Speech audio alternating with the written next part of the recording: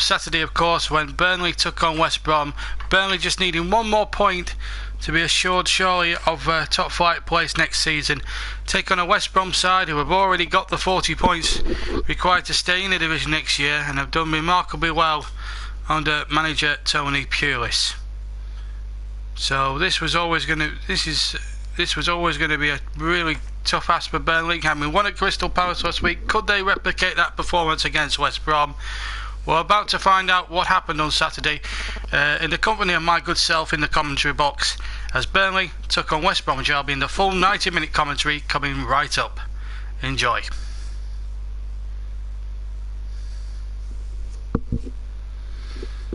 Welcome along to Turf Moor as the two sides are led out by Charlie Proctor, 4 years old, suffering from cancer at the moment. Not a nice thing for a 4-year-old to be battling. He's an Accrington Stanley fan. He's led out Stanley and of course Blackburn Rovers already this season, and now Burnley are the latest East Lancashire club to try, and I hope he recovers well, and best wishes to his family. So let's have a look at that Burnley lineup today. Tom Heaton in goal, plenty of changes in the back four. Matt Lowton and Stephen Ward are the wing backs. Lowton on the left, Ward on the left, Lowton on the right. Tarkowski and Kevin Long both coming at centre back. Midfield unchanged from Crystal Palace last week. George Boyd, Ashley Westwood, Jeff Henrick and Scott Arfield.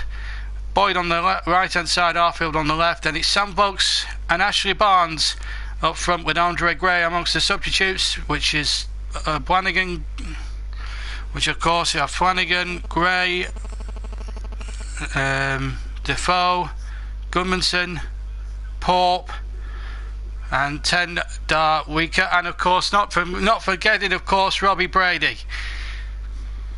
As we'll have a look at the West Brom side with Ben Foster in goal, back four Craig Dawson, 27 today in fact, Gareth McCauley and Johnny Evans, the two centre halves, and Mark Wilson making his debut since he's moved from Stoke. 5 in midfield with Chris Brunt on the right, Livermore, Fletcher and Young Field number 47 here. They're the 3 central midfielders with James McLean out on the left, and Solomon Rondon, who hasn't scored for some 20 games, leads the line up front. Nyron, Jacob, Morrison, Myhill, Chadley, Leko and Wilson all are amongst the substitutes for the Baggies this afternoon. So it's going to be West Brom in an all-dark strip to get the game underway, and it's Solomon Rondon to kick us off, and West Brom attacking the goal to my left, and should be a cracking game, cracking 90 minutes in prospect. Burnley now on 39 points with that crucial victory at Selhurst last week. We'll be absolutely buzzing now and hopefully get another 3 points, which would take them to 42. A draw wouldn't be the worst result in the world. If other results were to go their way, then they'd be at least a good 6 or 7 points clear. And Hull Swansea would need something like a 15-20 goal swing as George Boyd makes his way to the penalty area. Has to go back towards the right hand side and gets the crossing, which was well charged down in fact. Boyd still keeps possession, plays it out to Arfield. Henrik having to turn. And then Long gets the ball back to Tarkowski.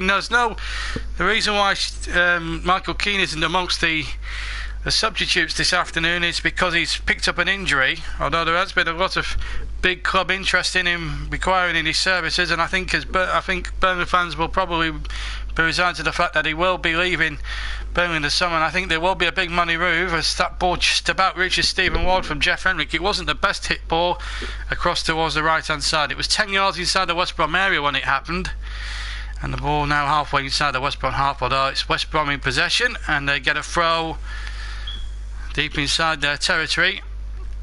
Wilson, who's former Stoke player, played under Tony Pulis in his Stoke days, so he knows a way that Tony Pulis likes to work things, which is obviously Pulis is known for the no-nonsense attitude to the game. It's a terrific atmosphere around Turf Moor. It's almost like a carnival atmosphere, if you like it. It's nice to see that actually, and amongst the Turf Moor faithful, as Jake Livermore signed from Hull City takes possession, but then he's lost out, and a chance now for a break on here with Westwood. Westwood towards Ward.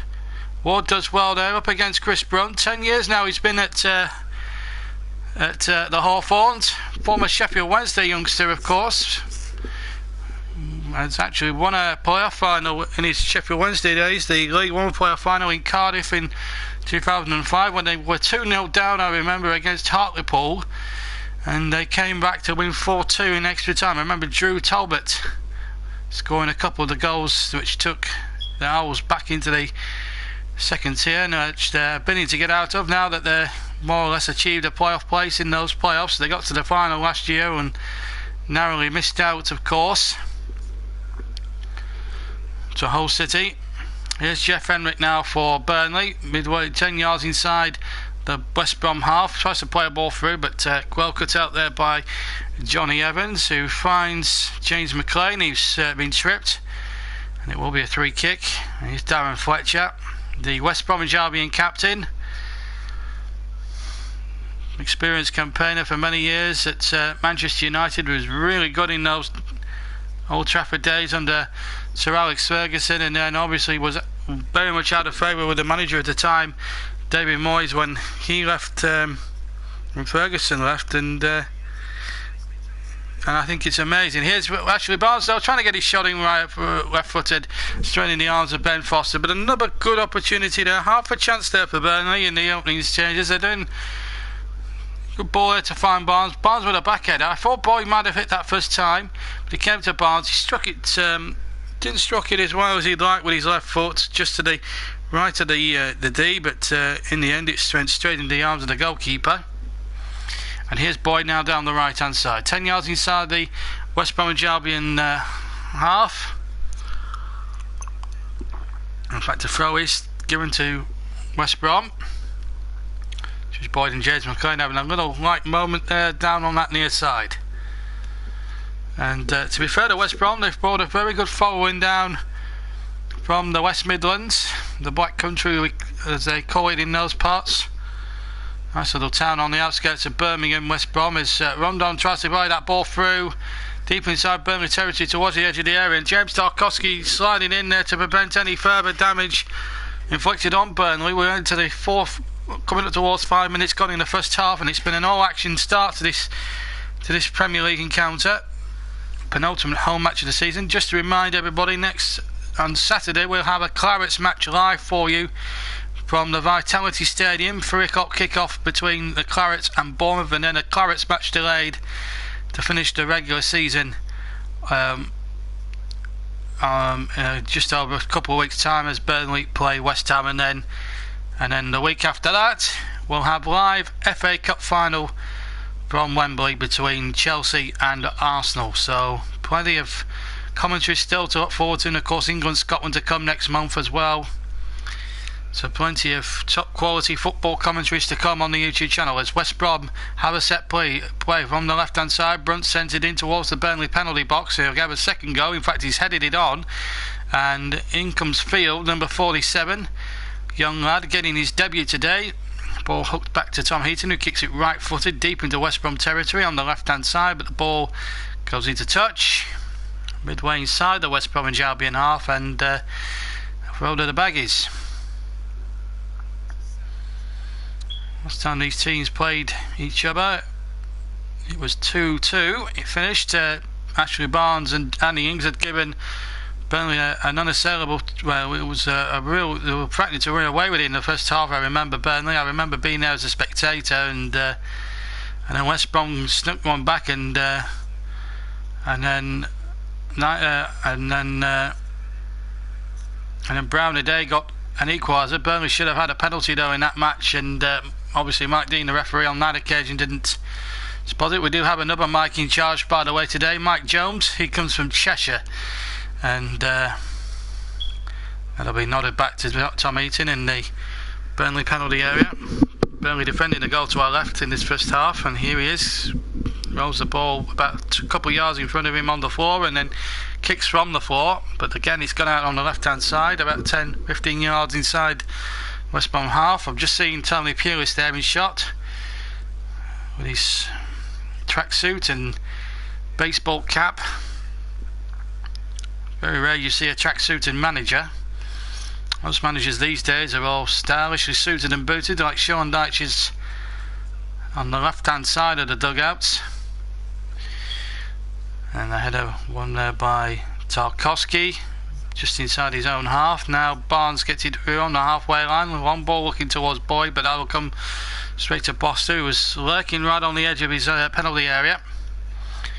Former England international, former Watford and Manchester United goalkeeper, was the goalkeeper of United on that famous night for Burnley in August 2009 when Robbie Blake scored Burnley's first ever goal in the Premier League.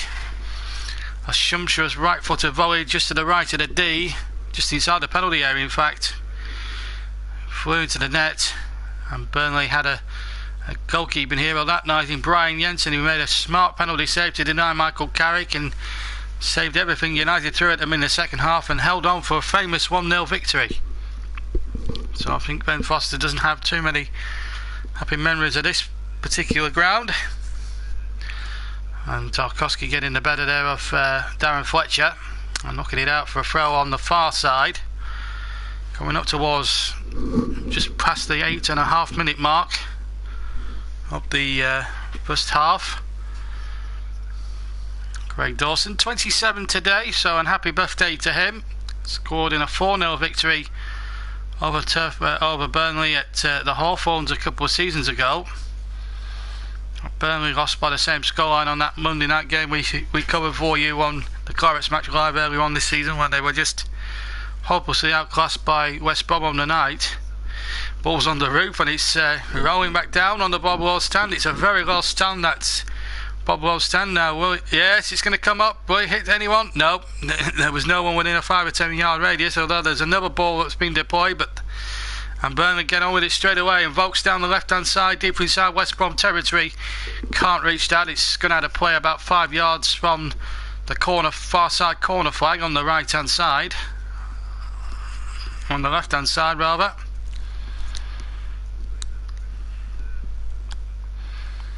Dawson to take the throw, number 25, coming up towards the 10-minute mark at Turf Moor. Burnley 0, West Bromwich Albion 0. West Brom more or less safe. Burnley can more or less make themselves safe if they avoid defeat this afternoon in front of a big crowd, something in the region of about 19.5 to 20,000. I have to say, the Burnley fans have really got behind the team this season with the support. Been full houses for most of the games, even the cup tie disaster against Lincoln back in February, when there was a good 19,000 there at Turf Moor that day. Mind you, the 3,500 Imps fans made a heck of a lot of noise, and more so when the final whistle went that afternoon. Here's Darren Fletcher on the left hand side for West Brom. Long cross in there, should be the goalkeeper Tom Heaton's, and is under no great pressure. Took it just to the right of the penalty spot, and he's got Tarkowski on his way to Arfield. Arfield now trying to find Volks. Volks dispossessed, and here's Rondon. Is to the right of the goal, and he has a shot, and in the end it was well blocked by a Burnley defender, and it will be a corner. Kevin Long getting back there, making his full first ever Premier League start for Burnley. With a bit of inexperience there from the Burnley defence, which almost cost them dear. Bromdon hasn't scored for something like 20 games, but he has scored I think 7 or 8 this season. But he has going through a long sparring spell. They also sold Saido Berahino to Stoke in the summer, and funnily enough he hasn't scored yet in Stoke colours. As the ball gets lifted in there from the right hand side, it's gone into touch past the left round and upright from Jake Livermore, and a goal kick to Burnley. 11.5 minutes gone.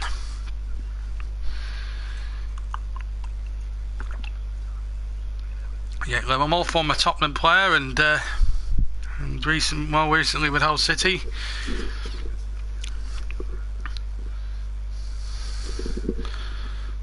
He went as soon as Steve Bruce had decided to leave at the start of the season. Hull will be playing Sunderland at this stage of the game and this stage of the afternoon. A big game for them. Swansea and Everton coming up at 5:30. So really, the battle between it's basically a battle between them two and possibly to a certain extent Crystal Palace, and they've lost 5-0 already to Manchester City today, as Wilson sends a cross in from the left hand side, and Tarkowski having to win that in deep inside his own penalty area, because there was a West Brom player coming in at the back stick. I can't see who it was. It was a lovely ball in. I'm just trying to figure out who it might have been, and it was Jake Livermore. So it was important that Tarkowski had to get there, because if he didn't, Livermore could have been in there for the opening goal.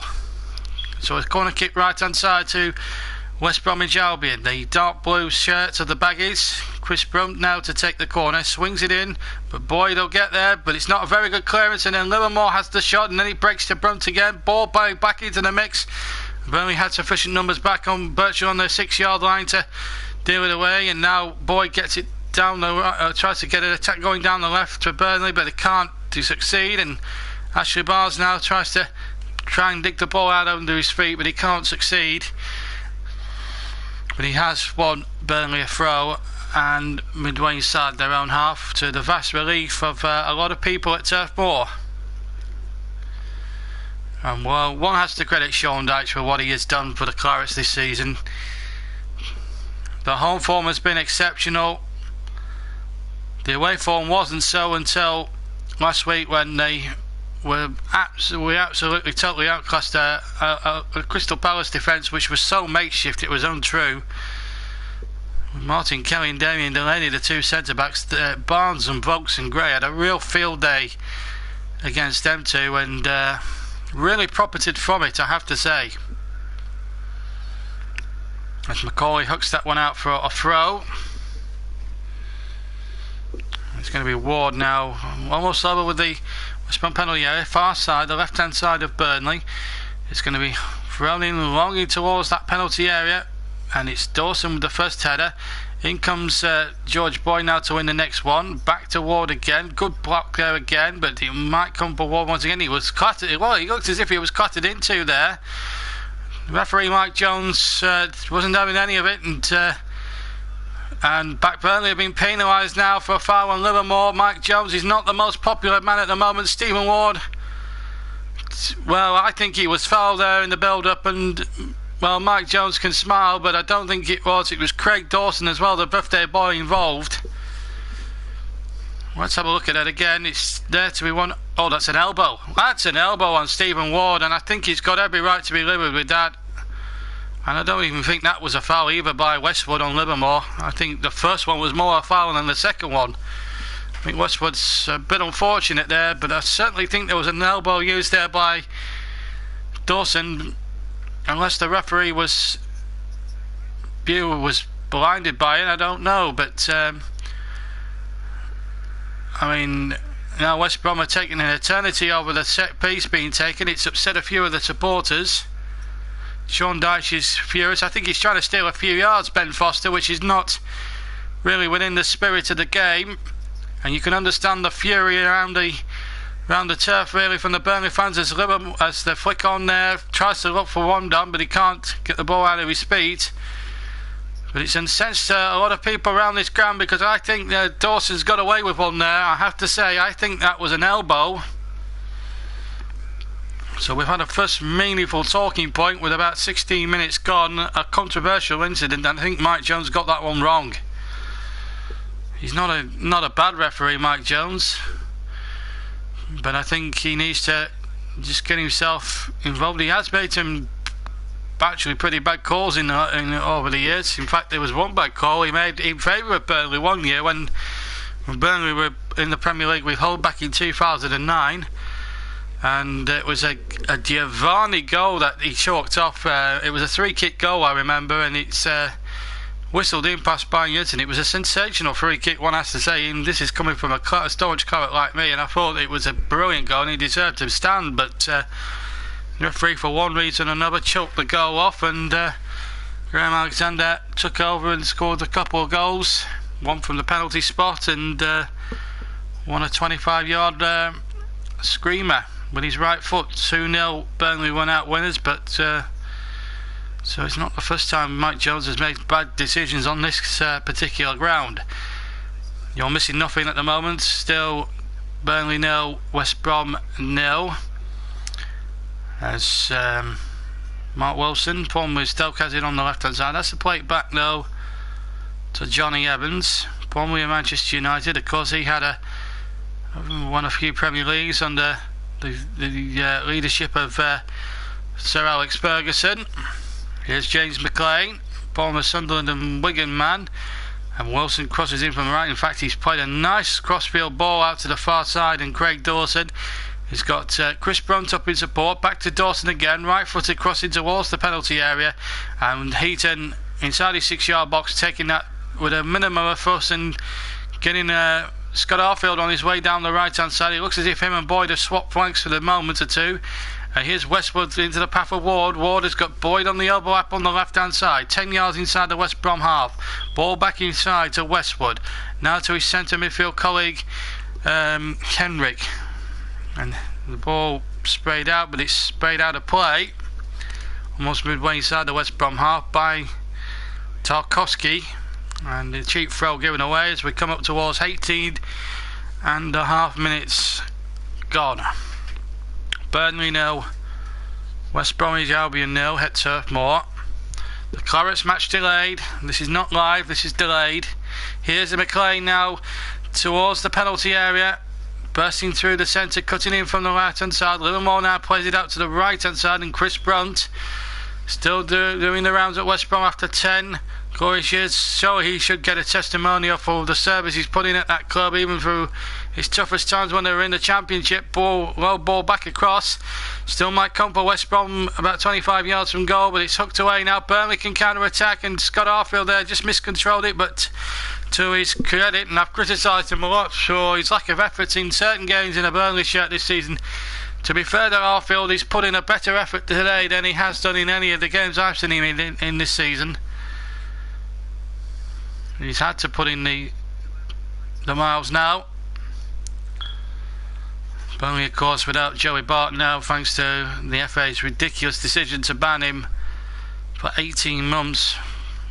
I'm not condoning what he did, was totally wrong, but to be able to have it warranted for 18 months, absolute stunk. And even Robbie Savage agrees with me, and it's not often me and Sab actually agree on anything, as George Boyd gets a good crossing towards the penalty area, and Vokes on the edge of the 6-yard box hooked it goalwards with his left foot, and Ben Foster making a smart save at his near post, just flicking it away with his left foot.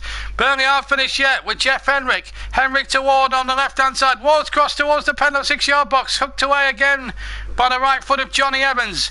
Only as far as Westwood. Now the Burnley fans getting right behind the team, and George Boyd again, can he work another miracle? He cuts inside the defender, gets the ball in, and again this time Wilson with another header away. Henrik competing this time. Lowton knocking it in towards Vokes by the penalty spot.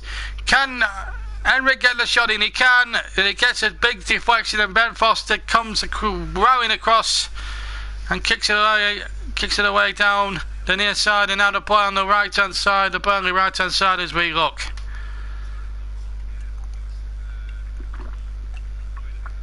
And there was a slight deflection on the cross, and just I think it was the left foot of Ben Foster, the outstretched left foot.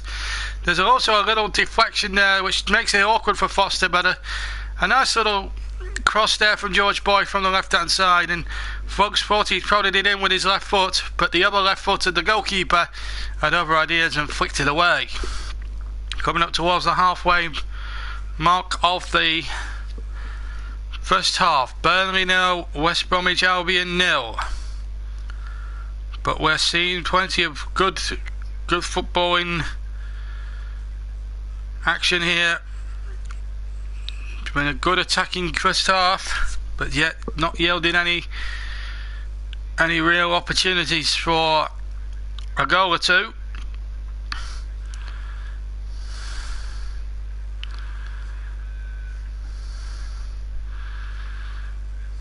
I think a goal will finally, I'm sure, come very soon.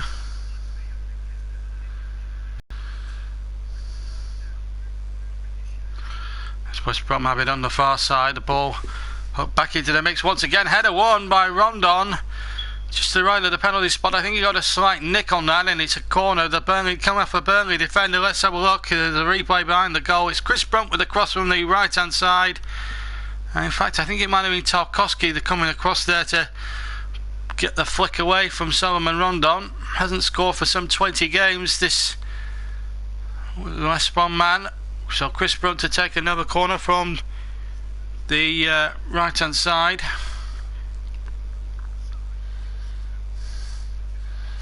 And here comes the corner in towards the penalty area, and I'm sure the goalkeeper was fouled there by one of the West Brom lads inside the 6-yard box. Indeed he was. Free kick to the Clarets. Mike Jones with a little wild smile, and it was Dawson doing all the fouling there. It was ironic that Dawson was penalised for a similar, should have been penalised for a similar kind of challenge on Stephen Ward not 6 or 7 minutes ago. I think the referees need to be a bit more consistent when it comes to decisions. Throw into West Brom on the near side, 5 yards from their own penalty area. Michael Keane there in the commentary box looking on. Michael Duff there too, having a good run and managing the youth set up at the turf, and having a good first season in charge of the youngsters. And who knows, he might become a top manager one day, Michael Duff. He's certainly got the leadership capacity to become a manager. But he's learning his trade with the youngsters, and so far it's been a good start for him. It's good to see Mike Duff there taking in a first team game. He's a great servant to Burnley Football Club, and I'm glad he's kept that association going with the coaching as well. Here's Matt Lawton, good crossing from the right hand side, nodded away. He'll come Boyd, who hooks it towards goal with his left foot, just to the left of the 6-yard box. He hit it from about 8 to 9 yards from goal, and he just caught it all wrong. But a lovely cross from the right hand side with Lawton. Fletcher, we headed it half cleared, and on the left hand side, to the left of the 6-yard area, struck it with his left foot, but alas, it went into the David Fishwick stand behind Ben Foster's goal for a goal kick. Coming up towards 25 minutes almost gone, and it's Burnley still being held by West Brom. 0-0 is the score.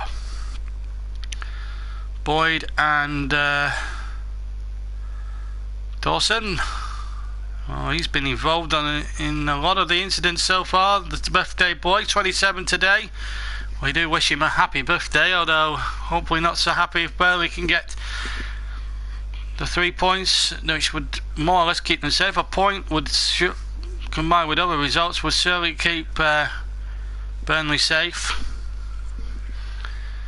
40 points has always been enough in a lot of the season to avoid relegation. I can't see Hull or Swansea getting anything more than possibly 36, maybe 37 points for one of those teams to stay up. Will be nip and tuck between those two, and then you've got Crystal Palace, who's still not safe, but with Big Sam at the helm, who seems to never get relegated. I think they've got enough in the tank, Palace, to get themselves out of trouble. They've had good wins against the likes of Liverpool and Arsenal and one or two others. There's a Burnley player gone down there, referee allowing it to go on, and now he's decided to, I think, has he pulled the play back? No, he's giving a throw to to West Bromwich Albion rather. 26 minutes gone.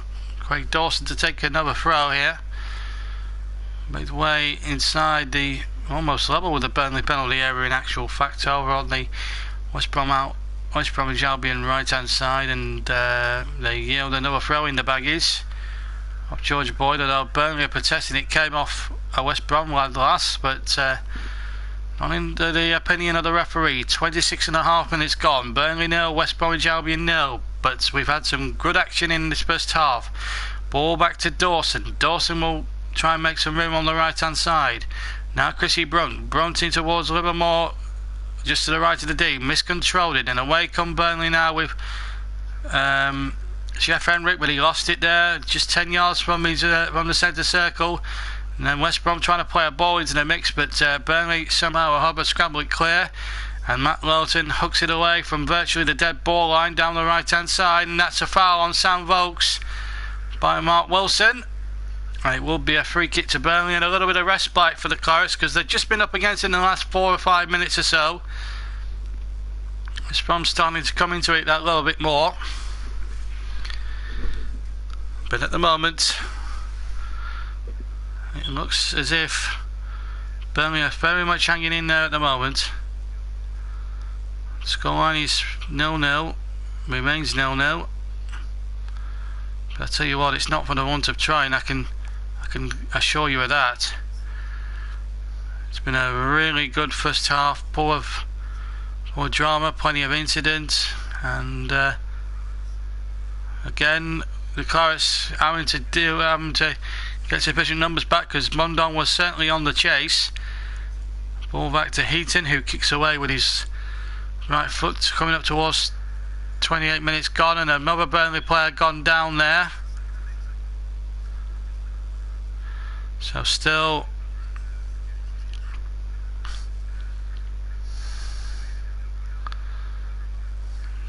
still 0-0. But I tell you what, as I say, it's not for the want of trying, that is for sure. It's Clarets Match Delayed, of course, and I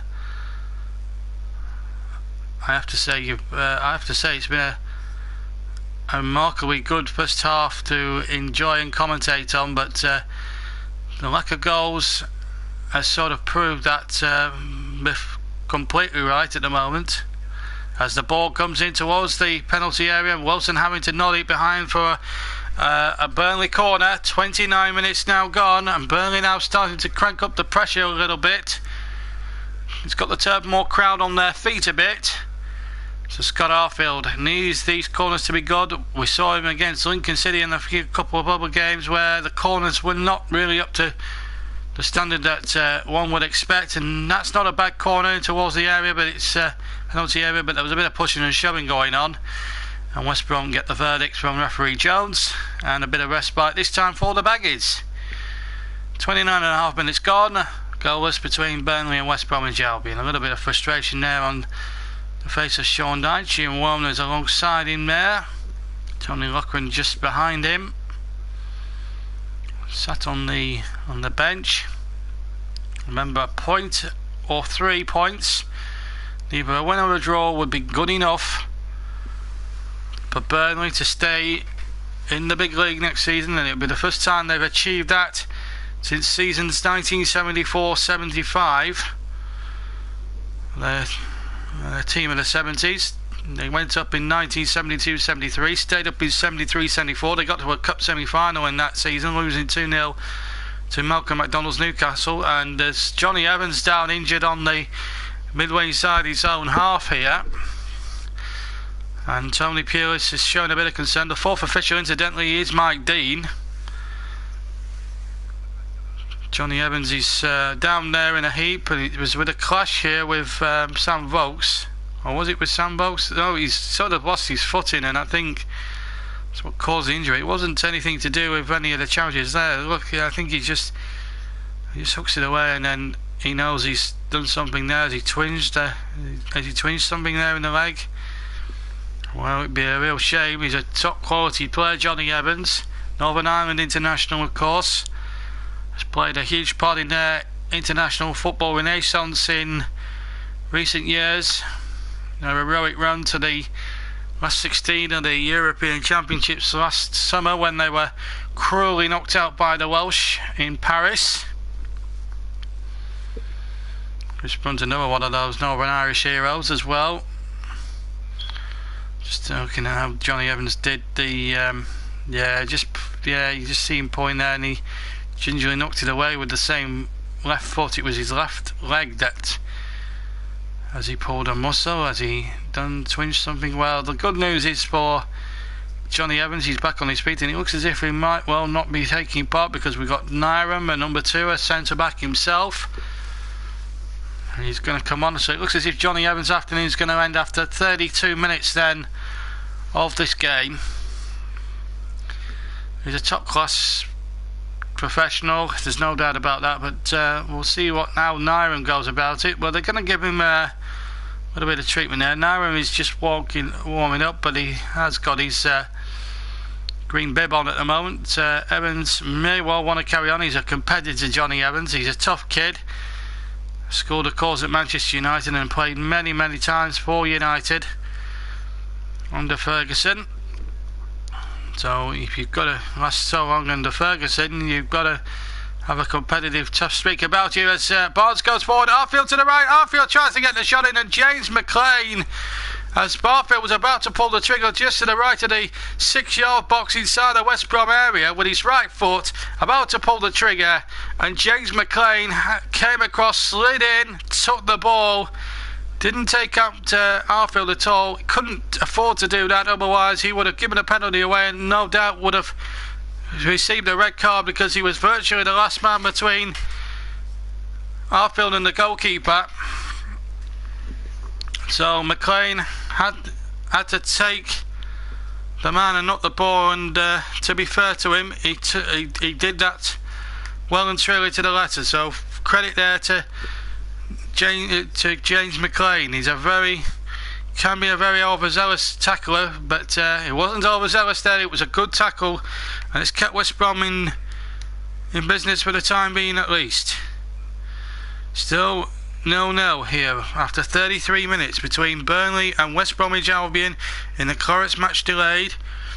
After the commentary, we'll hear from Sean Dyche and see what his verdict is, as we see a replay that Arfield, I don't think he had more time than he thought he had, Arfield, but still James McLean getting back lightning fast and making a superb tackle. Maybe Arfield would have been better advised in that first time, but in hindsight, it's a wonderful thing after the event. And Tarkowski now breaking down the right. He's gambling forward. The centre-back is taking on Darren Fletcher and won it. And then I think he's fouled Dawson, and it's a free kick to Albion. But a nice run there from Tarkowski, and that's what the fans want to see, really, from their side, from Burnley. Really have a go.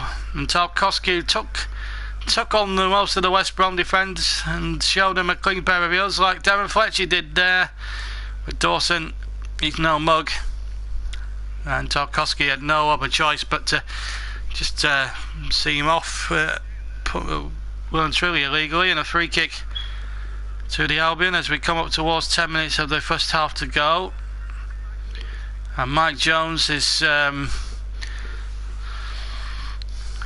not cracking down on the time wasting. Ben Foster's taking a long time over these 3 kicks. 10 to play the half time. Burnley 0, West Bromwich Albion 0 at Turf Moor. This game's just got a little bit cagey in the last 5 or 6 minutes or so, though. We've had a few good opportunities in the first half. Sam Vokes has come close. Rondon's probably had West Brom's brighter moments, but still no breakthrough in the scoreline as we come up towards, as I said, the last 10 minutes of the first half, plus any time added on at the end of the first half. One ball forward up towards Sam Vokes, flicked on, but it's going to run to Ben Foster inside his penalty area. Takes it comfortably, and an all fluorescent yellow goalkeeping outfit. Tony Pulis, well, they all say head coaches these days, but I tend to use manager as old money, really. I think manager's still an in-word with me. I think that's the way it should be, really. Offside given against McLean. A free kick to West Bromwich, to Burnley rather, and taken quickly by Tom Heaton, trying to get the game going, but he's well over it. That's gone out of play on the far side, and a goal kick to Albion.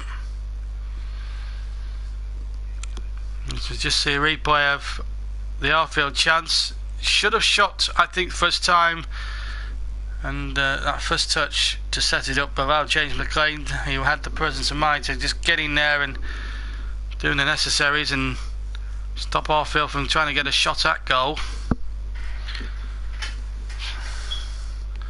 That's just evaded Rondon. The ball forward again towards Sam Vokes. Barnes was lurking as well. In fact, Vokes was fouled there, and Gareth McCauley isn't too happy. I think the decision was a correct one there from referee Jones. from Cheshire. Burnley now with 37 minutes gone have a chance really to make a set piece count. And Tom Heaton has come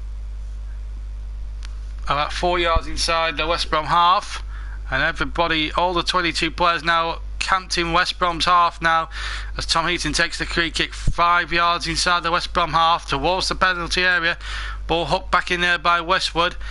Dawson will head that one away, and now the ball down the left hand side, and George Boyd, who's worked really hard trying to make something of it, and then Brunt hooks it away with his right foot. Still 0-0. A bit cagey, as I say. Here's Jeff Henrik now to take it up for Burnley. Henrik goes past the player, past the midfielder, Field, but Field has won it, and here's McLean. McLean just in field, he has drifted out towards the left hand side. He's got over the halfway line.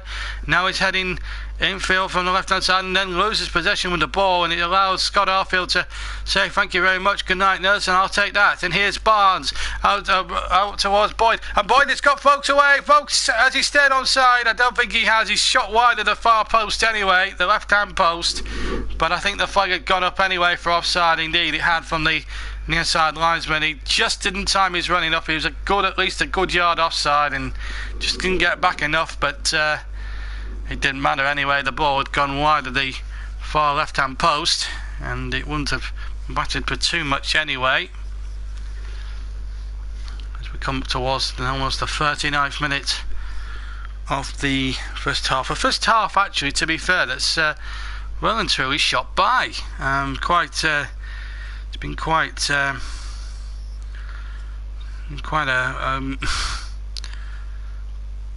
it's been quite quick the way that first half has sort of been and gone so far. We're now into the last 6 minutes plus stoppage time of the first half, and at the moment with the scoreline at 0-0, here's a chance here for folks deep inside West Brom territory. Tries to flick it in there towards Barnes. Barnes trying to win another header, and Wilson is in there. There's probably half a shout for a penalty there against Mark Wilson, but just half appeals. Actually, Barnes there having one or two words to say to Mark Wilson.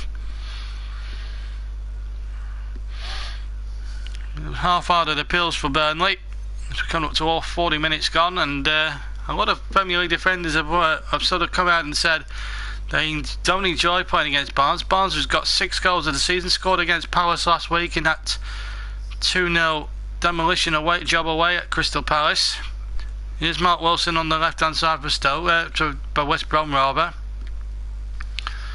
Now Johnny Evans looks as if he's shaking off that injury. As I say, he's a real tough cookie as McLean tries to get West Brom motoring again. He's won the throw off Welton, and he's played against West Brom before in his Aston Villa days, when those games of course were derby matches. I think he played in the one where Villa won 4-3 a few years ago, and it was a real cracking game, and it was one of the goals there was an absolute extra missile from Fabian Delph then of Villa.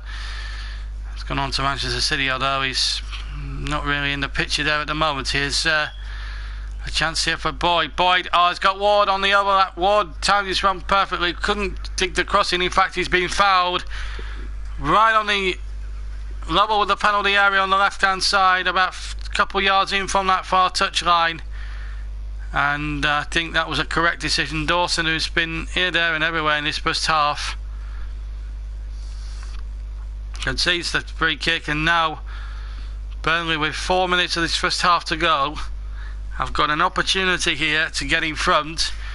And I tell you what a fillip and what a moment this could be, a game-changing moment if Barfield can swing a ball in. Just one in the wall there, 47 Field. That's 2 yards, maybe less than that, from the left-hand touchline level with the penalty area. Barfield swings it in right-footed. It's a West Brom head who gets there first, and then the ball hooked away by McLean on the near side, and it's not been knocked away very far, so Burnley have a throw virtually level with the penalty area on the right hand side, and it's Matt Lowton to take, coming up towards 3 minutes of normal time of the first half, to the danger zone. Westwood back to Lowton again on the right hand side. Lowton plays it out towards Henrik. Henrik does terrifically well. Henrik looking for options. Ward offering him that support and takes it in, but then has to go back to James Tarkowski. Kevin Long, the route to go for him was the ball crossed to him was cut off. That route was momentarily cut off. 42.5 minutes gone. Burnley 0, West Bromwich Albion 0. Barclays, Premier League action here on the Clarets Match Delayed. Remember, we're live on a week today. The Clarets Match Live. We're going to be coming from the Vitality Stadium as Burnley take on Bournemouth.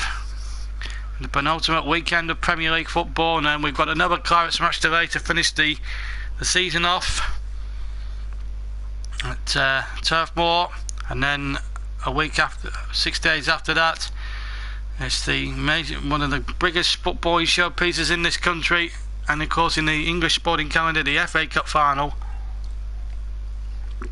And I'll be there covering the game for you, kick by kick commentary, live from Wembley, for the first time ever on the JB Claret YouTube channel. So a real historic first for the YouTube channel. And of course we'll have obviously we'll have all the transfer news and reviews of the season that's just gone and over the summer, and hopefully we'll bring you some T20 Blast cricket as well over the summer. Try and keep the sporting action coming for everybody, not just football fans but cricket fans as well, and a couple of other sports as well we might try and cover during the summer, as we've got no World Cup or European Championships to bring you.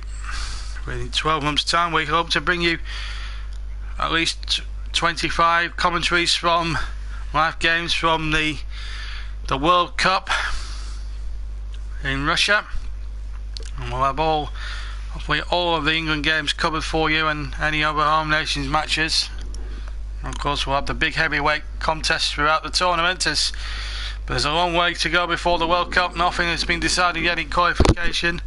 No teams from Europe have got through. You're missing nothing at the moment. Burnley have got a free kick for a bit of a naughty challenge there by Fletcher on Vokes. It was a high-footed challenge, so Burnley have a free kick left-hand side, about nearly 10 yards inside the 5 yards rather inside the Albion half. Ward to take it with his left foot, and he'll hook it towards the edge of the D, West Brom D, towards the penalty area. Tarkowski trying to get on the end of it, can't do so. 10 seconds of normal time to go to the break, and then we'll know from referee Mike Dean, assistant fourth official Mike Dean, how long will be added on. So we'll have a look at that board now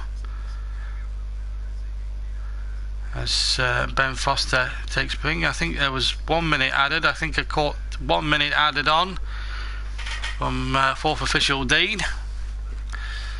Doesn't come too far away from where Mike Jones resides. He's also from Cheshire, although he's based in the Wirral on Merseyside. And officially hasn't really had his best season by none. He's made some high profile mistakes, as everyone knows, and I don't really need to remind everybody of the mistakes he's made. We've played 39 minutes of the one allotted minute, and it looks as if we are going to go in scores at half time, and in fact a free kick has been given against Burnley. Tony Pulis now getting a little bit frustrated over on the far side. Or is it a throw? It's a throw in fact. So we've now played 1 minute of the stoppage time, and no more will be played. So it's Rebels ye Devils at half time. Burnley 0, West Brom 0, and let's see what happens in the second half. Burnley coming very close, but so far it's been really frustrating. Sam Vokes has come the closest, forcing a save from Ben Foster, but at half time it's Burnley 0, West Bromwich Albion 0, second half coming right up.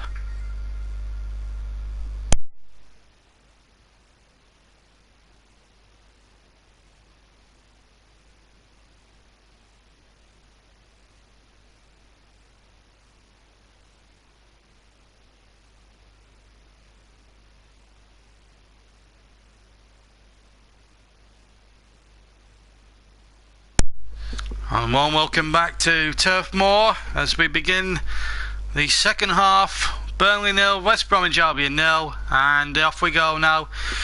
We've had everything in the game except a goal so far to bring you here at Turf Moor this afternoon. But I think we're going to might have a different story in the second half. Neither side have made a substitution, so it's the same 11s that started the game right at the start. But we'll bring you any subs that come by. As Burnley intercept a loose ball from West Brom inside the area, ball forward there, and it might still drop for Boyd. Edge of the area, Boyd makes there, but he slips just to the left of the penalty spot inside the West Brom penalty box and just can't dig it out from under his feet. Henrik then intercepts an attempted through ball by Livermore, and now Ward has it on the left hand side for Burnley. Near side as we look. Burnley of course attacking the Jimmy McElroy end in the second half. They like to attack that in the second half. Good cross from Ward, nodded behind for a corner. It was Mark Wilson with the interception, and Burnley in the first minute of the second half starting really well. A lot of people haven't got back to their seats yet. Tarkowski forward from the back as you would expect. Barnes is up there too. Arfield to take the corner from the near quadrant. Left hand quadrant as I look at it from the Hargreaves stand. Minute and a half gone in the second half. Can Burnley find a way through? It's going to be hooked in right-footed by Marfield in towards the 6-yard box. Tarkowski with a free-header over the top of the crossbar. I'm not sure Ben Foster was going to get there, but that's the best chance of the match so far, and it fell for James Tarkowski. Good corner this with him, plenty of venom from Scott Arfield, and just towards the edge of the 6-yard box where Tarkowski was lurking, and he almost got the header, and he almost drifted in towards that top right hand corner. Just couldn't keep the header down. I don't think Ben Foster was going to get there, so a bit of a left off for the Baggies as Foster takes the goal kick up towards Dawson. Dawson on towards Rondon, back towards Dawson once again. 47 minutes of the match gone. It's Tarkowski with the best chance so far of the second half. A long ball forward from Arfield. Asks a lot of Barnes to attack down that right hand side, but it's back to the goalkeeper Foster, who will be a relieved man having seen that free header from Tarkowski. And it's a worry for Pulis that his defenders, and he got up between two West Brom defenders, so a bit of a worry there for Tony Pulis. Of course West Brom I should say have got 44 points in 8th position. They're actually on course to their best ever finish in a top flight season since they actually finished a really good third place back in 1980-81 under the final season of Ron Atkinson's reign before he left that summer to take up the reins at Manchester United. And he had some really good players in those days. Cyril Regis, Brendan Batson, Brian Robson, who moved on with Ron Atkinson to United. Tony Godden, a really top quality goalkeeper. John Weil, really no compromise centre half as well. There's a chance though for Boyd on the edge of the area, but it's too close to Ben Foster. The ball went straight through to him, no problem at all. So West Brom had a really good side in those days. Peter Barnes of course and Gary Owen, who's both signed for Manchester City, really made a difference as well. So that Ron Atkinson side had a really good strong feel about them, and they should have won. They should have won a trophy, that team, because they played some really good entertaining football in those late 70s, early 80s under Big Ron, but just didn't finish enough as George Boyd tries the shot, and again good defending this time from Gareth McCauley, and it will be a corner to Burnley. Edge of the area when Boyd struck it with his left foot. McCauley diving in there to put his body on the line, so Scott Arfield to take another corner near side, the left hand side as we look at it. 4.5 minutes of the second half gone. Right footed in towards the penalty area, but again didn't really reach the first man. It wasn't the best corner from Arfield. It wasn't as accurate or as venomous as the last corner was from Arfield. I'm not dissing him today because I've knocked him enough times this season. Here's Rondon on the far side, or the near side rather, towards Chrissy Brunt. Now Brunt gets to the byline, gets a decent ball in, but long and Tarkowski with there. Rondon with the shot, and I think the goalkeeper might have had that covered. But Tarkowski getting in the way. I'm not sure whether Tarkowski really needed to block this shot, really. I think Tom Heaton would have got there, but well, maybe a corner unnecessarily conceded. Let's hope it doesn't come back to haunt Burnley that. And Nyram, who looked for 1 minute he was going to replace Johnny Evans during the first half, will replace him now with 5 minutes of the second half gone. I think the injury is really taking its toll on Johnny Evans, and he will now retire from this match anyway. So 0-0 as things stand. We're going to be a West Bromwich Albion corner, floated in there towards the penalty area. They all went for it and nobody was inside. There was plenty of bodies inside the 6-yard box. No one got a touch. Wilson knocking it back in from the far side, and the header won by McCauley, straight in the arms of Tom Heaton. No problem at all. So West Brom starting to make a couple of decent opportunities themselves, and well, could have been a little bit tricky for them, but still 0-0 here at the turf. 6.5 minutes of the second half played. Burnley 0, West Bromwich Albion 0, but the game now starting to come to life. Another good crossing from the right, but this time Ben Foster taking that with a consummate of ease. Still Burnley 0, West Bromwich Albion 0. But as I say, a great second half in the making here. We could get 1 or 2 goals, but we're running right up the Blue Touch paper. After the match we'll hear from what Sean Dyche has to say in the post-match interviews, and we'll try and hear from 1 or 2 of the Burnley guys before we finish the programme. Point free kick coming against Scott Arfield there for foul on the far side. So West Brom have a free kick halfway inside the Burnley half. Johnny Evans there, I just saw in the background getting treatment from the physiotherapist, and now Chris Brunt to take this set piece with his left foot, left hand side, hooks it in towards that mixer, and Barnes couldn't be too sure, and he's nodded it onto the roof of the net for a corner.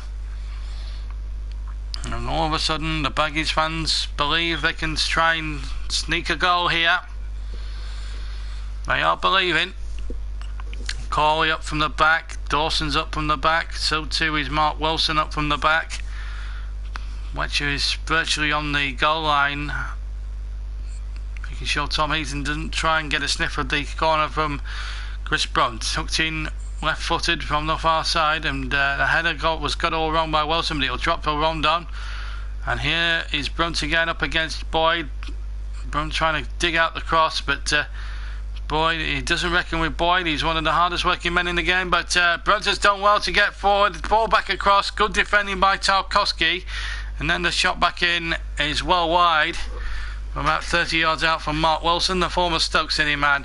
And a goal kick to Burnley as we approach now 8.5 minutes of the second half gone, and still we await the first goal of this contest. Burnley 0, West Brom 0, and even the cricketers involved. Well, it's that time of year when the cricket season is in full swing, and even the cricket club at Burnley, well, no exception. West Brom making another change. Field, who's come off. Who's that coming on here? Looks like which ones I think it might be. Could be James Morrison actually. I'll let you know about that actual substitution. That's Nyram, one of the other subs, will take the Florida West Brom. I'll confirm that for you, but it looks as if it was James Morrison, number 7, that's come on. Now I'm being told to take it by the Burnley fans a lot quicker. It's been to-ing and throwing. It's been even Stevens for a lot of the game. Here's a chance now for Burnley to break, and the ball just got stuck under Barnes' feet and he went forward. The ball just got stuck in under his feet, as I say. Here's Morrison to McCauley. McCauley now playing it forward. Flicked on, but it's now Burnley with the possession. And here's Lawton. Lawton towards Barnes. Barnes going through. Livermore bringing him down. The referee flagging for the penalty. Ball played back in, and it's carry on, and it's a goal for Sam Vokes, who tapped it in from 6 yards out. What a good piece of refereeing from Mike Jones. It could have been a penalty for a moment as Barnes stormed into the area on the right-hand side. He went down. He was certainly blatantly pushed by Jake Livermore, but Barnes got up to his credit. Carried on when the West Brom defenders stopped and looked towards the linesman and the referee. Burnley carried on. Mike Jones clearly playing a good advantage there, and Sam Vokes in on the near post to knock it into the net when the West Brom players were just clearly standing and watching and standing like statues, and Sam Vokes said, "Thank you very much, I'll have my 9th of the season, or my 9th or 10th goal of the season," through the legs of Livermore, and there is a cool finish with his right foot into the back of the net. Vokesy is on song, and Burnley are on song now with 56 minutes gone. Sam Vokes has done it. A great moment for him. Former Wolves man, of course, so it won't go down too well with the Albion fans, but it's Burnley in front, so Sam Vokes' goal. And here West Brom looking to hit back straight away with James McLean on the left hand side. We have a goal here at Turf Moor Forks, and it's gone to the Clarets. McLean wants a corner. Referee Jones says goal kick. But you've got to say, good piece of refereeing there in all of that. I mean, he could have so easily brought that back and just given Burnley a penalty, but and he certainly was a penalty, but full marks to Ashley Barnes for showing some honesty, getting back up there, and it's nice to see a referee allowing that to go on. This is the move again. Westwood involved here on this side, and then the ball played in there towards Barnes. Certainly a rugby tackle there by Livermore. The linesman was flagging for a penalty, but as I say, 4 marks there to the referee Mike Jones from Cheshire, because he noticed that Barnes had picked himself up, and I think he knew that there was a goal scoring opportunity. He played the advantage, and what a good decision it was. Although I don't think anyone would have minded too much if Burnley had got the penalty. Although it wouldn't have gone down too well if they'd missed it, if they had the penalty and missed it. But it was a good job they were switched on, and West Brom were not switched on, and that will not please purists, that is for sure. So Burnley 1 ahead.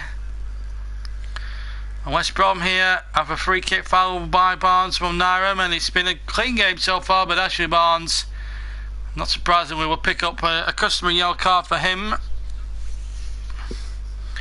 Ball's there to be won. I think he's a bit unlucky, to be honest with you. I think McCauley makes a little bit more than what it needed to be. I don't think Mike Jones was... I don't think that was his best piece of refereeing, although we praised him about a minute or two ago for his advantage playing on the opening goal, but I don't think that was his best piece of refereeing. We've seen for a considerable amount of time. Ben Foster with a free kick towards the Burnley half, midway inside, and now Boyd has knocked it away. West Brom a little bit guilty of losing possession in their own half, and now in the Burnley half, and now Burnley on the break into the West Brom half on the left hand side. Ward playing it in there towards Boyd. Boyd checks and looks for options. He's got it with Ward. On the left hand side, Ward has to play it back to Henrik. Henrik round the corner. That was superbly done, but in the end Barnes was hooked out of it, and coming up towards an hour gone. Burnley 1, West Bromwich Albion 0. Sam Vokes the scorer. Ball forward, cut out by Tarkowski, and Long will sweep up for Burnley. Just to remind you, the Clarets Match Live will be from the Vitality Stadium on Saturday afternoon. We'll be on the air from about 2:45, 3 o'clock kickoff at the Vitality. Bournemouth versus Burnley. Plus updates from all the other 3 o'clockers as well, and then on the final day, on the Monday, we'll bring you full delayed commentary of Bournemouth, of West Ham versus Burnley from Turf Moor. So Monday we'll bring you full delayed commentary of that, and then a few days after that we'll be live at Wembley for the FA Cup final, the final domestic games of the season, along with the playoff final, of course, which we hope to bring to you next week after as well, from Wembley. This is now the richest final in English football, even richer than the FA Cup final, although the FA Cup final has got far more prestige going for it. As Boyd gets the ball towards the centre of the penalty area. Arfield might get in there, just couldn't get it out of his feet, and Ben Foster dives on the ball, but a little bit of confusion in that West Brom defence once again. Boyd on the left hand side, good left footed cross into the danger zone. Barnes winning a header, dropped to Arfield if he just needed to get it out of his seat and then obviously get good contact on the shot. And obviously that first touch was a little bit heavy. And now Rondon at the other end. Rondon now for West Brom inside the area, has to check back, takes it out towards Livermore. Livermore to Nyram. Nyram now will run at Boyd and he'll whip across him from the far near side. Flicked on, but straight in the arms of Tom Heaton. And Burnley survive this time. Well, as things stand, Burnley will certainly stay in the Premier League. I think a point would still keep them in the Premier League next season. It all depends on how results go, but avoid defeat, and they've reached their magic 40-point mark, and I feel a whole lot happier once they've done that. Here's Nyram for West Brom.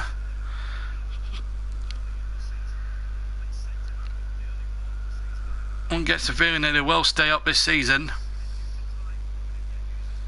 As Boyd goes on a sortie forward, but Livermore intercepts.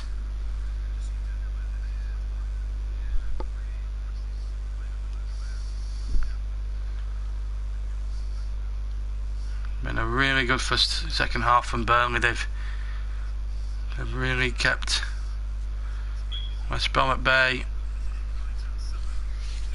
West Brom haven't scored in a lot of their recent games.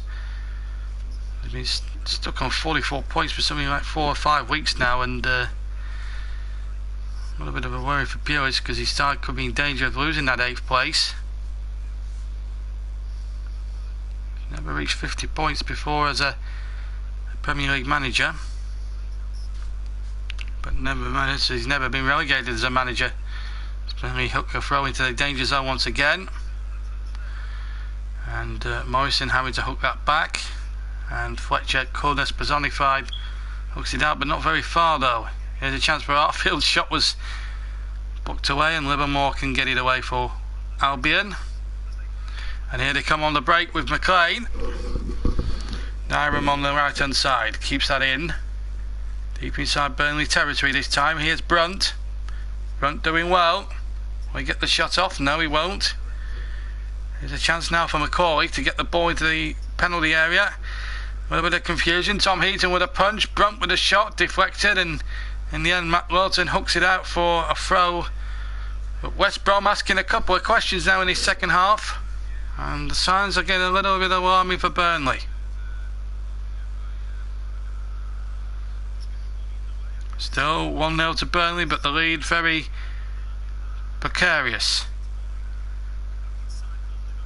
Here's Livermore now for West Bromwich Albion to Nyram. Nyram now, right hand side. Gets it back again. And Livermore now for Albion.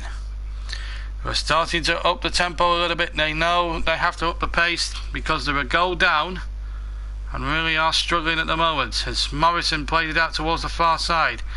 Ball kept in play really well. Now what about the cross, far side? Towards the back stick it goes, and in the end a foul by Nyram on Tarkowski, on Stephen Ward I should say, and a free kick, is it? Well, I don't think it is. I think he's given a corner. I think that looked as if it was a free kick, but the referee hasn't agreed with it. So McLean, Macaulay, Dawson all up in that penalty area. Burnley have to watch their mark. We've had 64.5 minutes so far, and it's Brunt with another corner, left footed into the mix, and it will be another corner again to West Bromwich Albion. This time the hardest working man in the game, George Boyd, conceding that corner. The danger signs are there for Burnley. Can they heed them, or will West Brom get themselves a lifeline here? It's Chris Brunk with another corner. Into the penalty area once again. The ball hooked in and off the crossbar. There was a melee going in there in the 6-yard box, and then the ball somehow looped. I couldn't tell who it was, but Burnley's crossbar's been struck, and it's play on. Here's Naira just on the edge of halfway, knocks the ball out towards the far side, and it's James McLean. He's away from the defender. McLean now, he's got Rondon in the middle. It's come towards Rondon, shoots on the turn, and it's in. Solomon Rondon has equalised, and it's his first goal in something like 20 games for West Brom. It's his 8th for the season, and what relief for him. But how disappointing. Burnley were easily cut apart down that far side, and Sean Dyche will be absolutely distraught about that. Real disappointment from Burnley, who had really been very strong defensively so far up until then, but they were living on borrowed time when the West Brom had hit the crossbar from the earlier corner. James McLean got away from Matt Lowton very easily. There was a little deflection in the cross, and it allowed Rondon to swivel away from James Tarkowski's challenge. Swivel, turn on the edge of the 6-yard box and bang it in with his left foot into the right-hand corner of Tom Heaton's goal. And West Brom are back in the game 10 minutes or so having gone behind, and what relief for Solomon Rondon. As I say, it's his first goal in almost something like 20 games. No wonder he looks up to the heavens in relief more than anything else. And Burnley have been pegged back. It's Burnley 1, West Bromwich Albion 1. We have a game on again, but the lead did look precarious, that's for sure. And Burnley now trying to hit back again for Arfield, but the header is into the arms of the goalkeeper. Coming up towards halfway now in the second half, and my word, this game has shot by as a contest. Been a really good game to watch and describe for everybody. Really has. And really has been a really good game. Remember, this is the Clarets Match Delayed, Burnley versus West Brom. This is a commentary. Remember, we're commentating on this game as Barnes comes in there. We're not live, just to let you know. This is a delayed commentary from Saturday. And this is the equaliser once again. I think might have been actually Dawson hit the crossbar from the initial header that came from the corner. So it was Craig Dawson the man denied, and he nearly had a nice 27th birthday present then. And Burnley were having linked with him a couple of years ago when they came back up the second time to the Premier League under Dyche in 2004, or 14 I should say. Burnley get a free kick to their relief. Craig Dawson again involved. We're halfway through the second half, 69.5 minutes almost played. Burnley 1, West Bromwich Albion 1, and it's Tom Heaton taking the free kick quickly, and then Lawton now gets a good cross in towards the penalty area, and Arfield couldn't reach it at the near post, and away by Wilson for the corner. Lovely crossing, good free kick taken by Heaton, getting the game flowing again. Lovely ball in from Lawton on the left hand side and hooked away. And because this is a delayed stream, ladies and gentlemen, any comments I will not be able to read out. I only read comments on live matches. This is not live. Here's the corner towards Tarkowski. They appeal for handball, not given. It was a corner from Arfield. He hooked it out swinger towards the edge of the D. Tarkowski smashed it on the volley. There was a possible handball shouting there, but the referee was unmoved. And West Brom have survived. Ball back with Tom Heaton at the right hand end, the David Fishwick stand end, and Heaton kicks right footed towards the West Brom area and hooked away once again, but a bit of a scare there for the Albion. We'll have a replay to see whether there might have been a hint of handball inside that West Brom box. Nearly 20 minutes plus stoppage time to go. Here's Arfield, back to Arfield from Barnes. Folks on the edge of the D, can't control it. West Brom again, just get it out. Get it out of danger. Want Wilson in the way this time.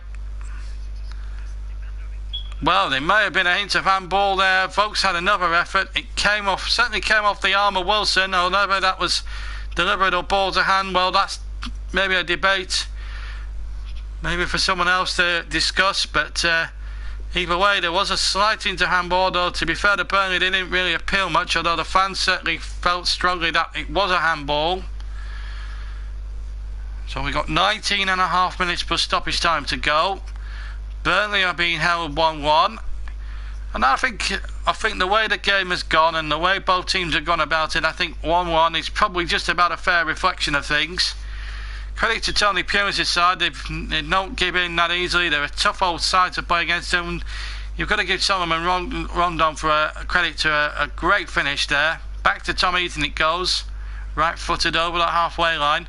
We've played 71 minutes, that's surely a foul there.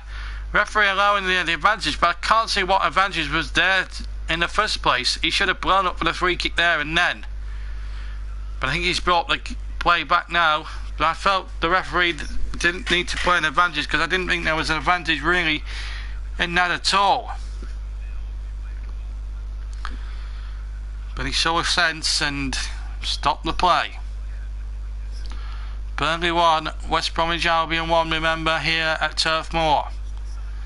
Mike Jones having plenty to do now in this next game. It's just 2 yards inside the West Brom half, and it's Tom Eaton yet again to take the free kick. They're all lining up on the edge of the D as that free kick comes in right footed towards the penalty area, the right hand end of the penalty area. Lawton with a cross in on the right hand side, but there was nobody inside the 6 yard area that would get on the end of it, and it's gone into touch for a goal kick to the Albion. So Clarets hit the lead through Sam Vokes' goal, and then Solomon Rondon, his first goal in some sort of 20 games or so. Simply swivel and turn has made it 1-1, and it's a good finish, and even this staunch Claret has to agree with that. But the Burnley fans in fine voice, despite the concession of that equalising goal. They've still got plenty of talent on the bench, as you can see there. Stephen Defoe, Robbie Brady, Andre Gray amongst others. Johan Berg Goodmanson as well, coming back from that injury, picked up against Lincoln. A crossing from the left hand side goes into touch for a goal kick to Burnley. It was James McLean. He's had a good match actually, the Irishman. Plays for the Republic of Ireland. Commentated on him in that match against Wales, where Seamus Coleman sadly was butchered, of course, by Neil Taylor of Aston Villa. It was a really horrible challenge, which obviously snapped Coleman's leg in two.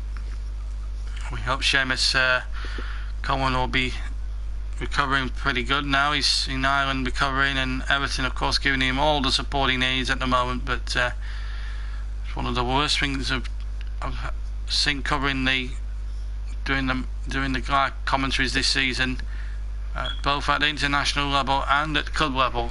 One of the most sickening challenges I've seen all season.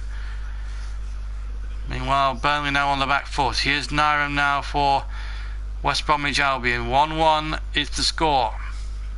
Vokes with the goal for Burnley after 55 minutes, but on the 66th minute, Solomon Rondon's first goal in some 20 games has given West Brom a real lifeline, and they're backing in at 1-1 with Fletcher inside the centre circle, 3 or 4 yards inside Burnley territory, and still inside that centre circle.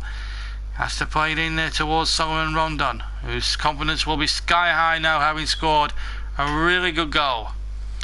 West Brom really starting to have a little bit more possession, passing it around with great ease and great confidence, and really giving it a good go. Wilson cutting that attempted ball towards the far side out. Fletcher will find it now on this left hand side, and it's McLean again, whips in a good cross. Rondon is there again. Tarkowski had slipped, and in the end Ward hacks it out for a throw, virtually level with the 6 yard area of Burnley. And this is really tough stuff now. 6 yards from the corner quadrant. It's going to be Wilson to take it. It's West Brom now in the ascendancy here. Wilson gets the cross in from the left hand side, and it's deflected away. Now Burnley have it on the on the far side here with Lawton, and Lawton surely was fouled. Surely was fouled there. Free kick to Burnley. And the yellow card coming out from referee Mike Jones, and who's receiving that? It's Mark Wilson, I think. Yes, it is.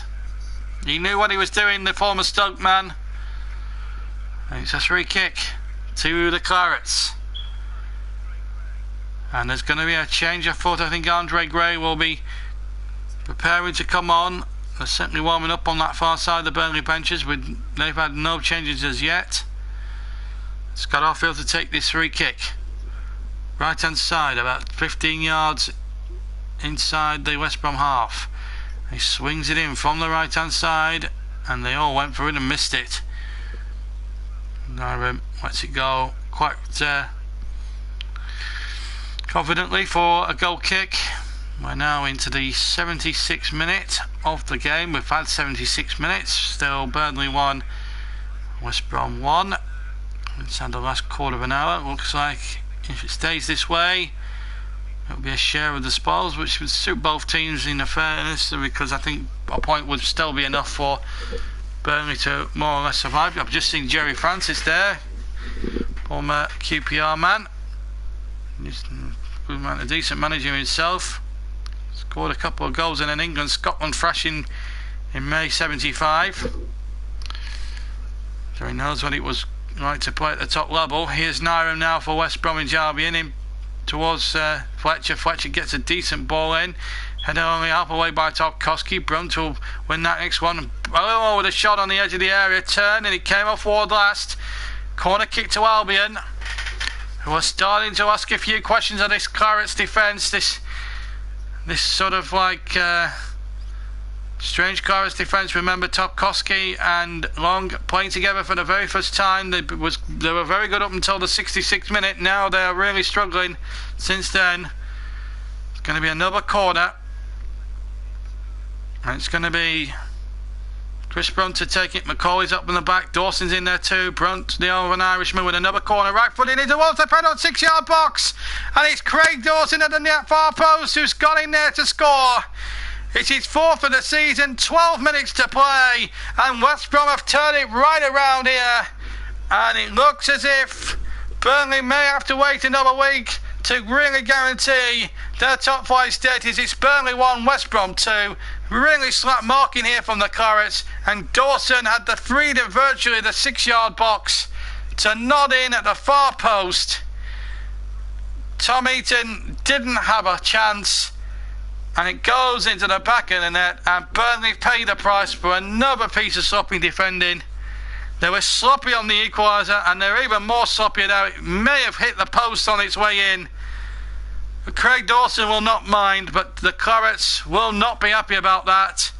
But you've got to say, even from this commentator who is a big Burnley fan himself, meaning me, that West Brom have come back very strongly and have scored, well, 2 simple goals from really slack Burnley marking, and they've earned those 2 goals, and they've taken full advantage, to be fair. And Tony Pulis' teams are usually quite good at set plays, and they've proved it there.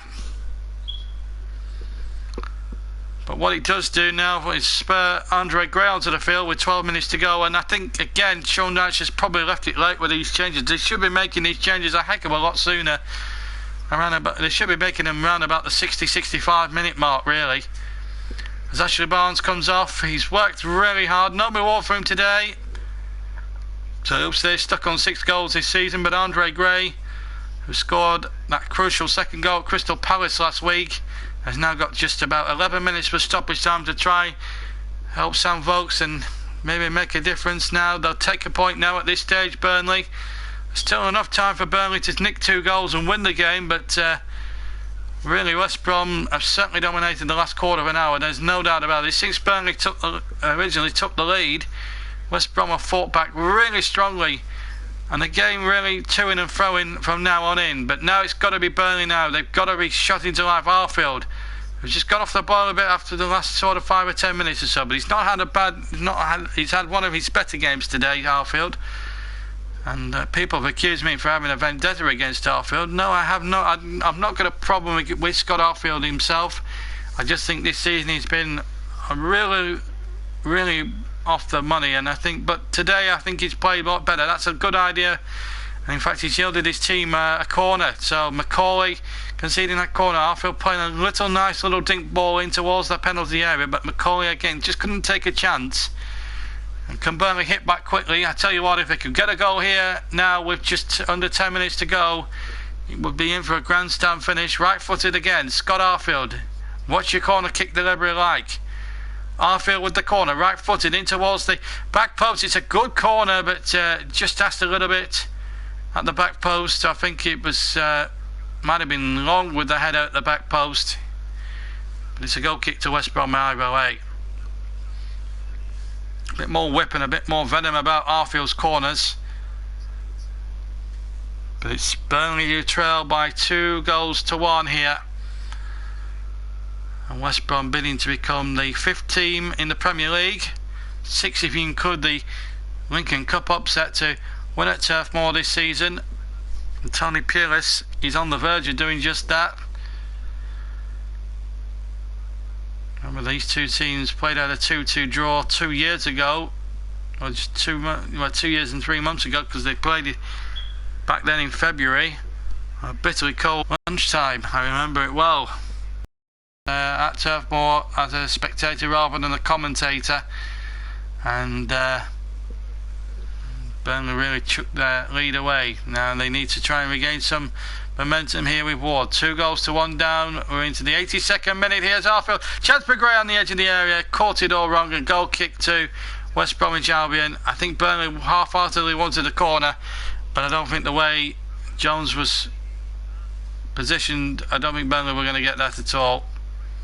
But it was certainly come off Gray last, and it's a goal kick. 82 minutes exactly gone. And Burnley need to score at least once in the 8 minutes that remain to save themselves. And they're making a double change. Johan Berg Gudmundsson and Robbie Brady about to make cameo appearances. Brady replaces Boyd, and Gudmundsson, I'm certain, will play in place of Scott Arfield. Arfield is certainly making way. And Johan Berg Gudmundsson getting a huge reception.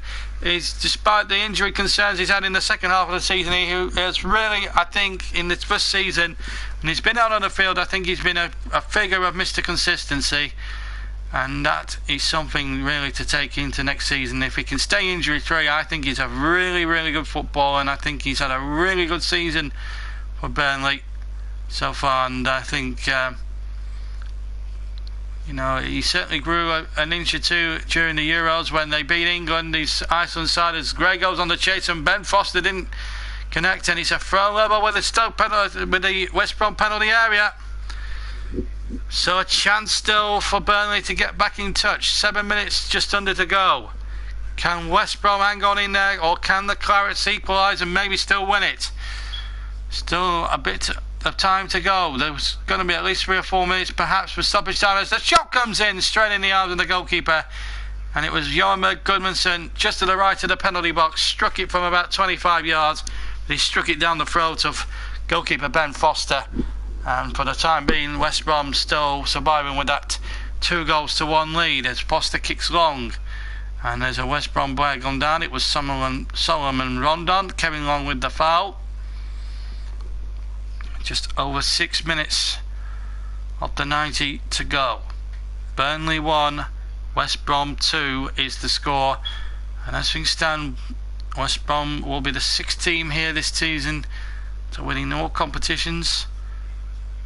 Teams that have beaten Burnley hit Turf Moor: Swansea, Arsenal, Manchester City, Manchester United and Lincoln in the FA Cup, and Brum takes the free kick, and of course there's Tottenham as well, let's not forget that. So 16, and that's surely got to be a foul there as we come up towards the last 5 minutes by Macaulay, and the referee this time deciding that a yellow card was sufficient.